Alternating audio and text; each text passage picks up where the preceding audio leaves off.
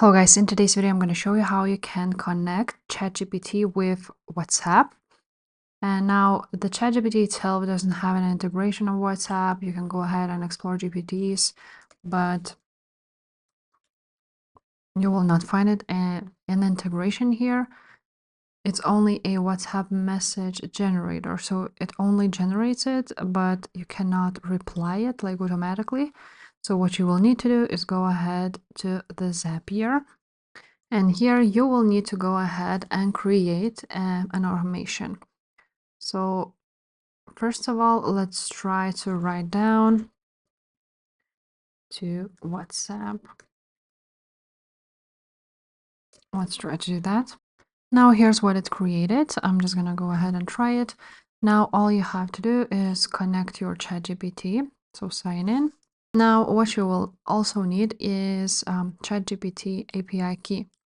So to find it, you have to go to OpenAI platform.openai.com and connect to your account and then click API reference. Now, on API reference, just find authentication, user keys, and click on API keys or on the project keys also. Now, here you will find your secret keys, which you need to go ahead and now create a new one.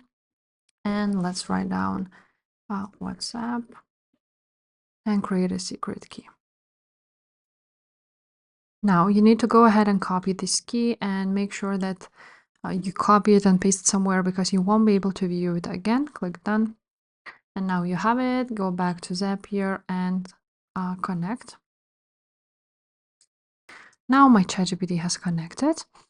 And we can go ahead and go to the next step. Now you need to go ahead and connect WhatsApp notifications. So sign into your WhatsApp. And that should be it.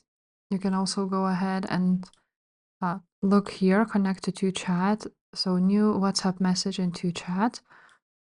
But you can change it with WhatsApp. Now let's look at these conversations. So look at what it has created.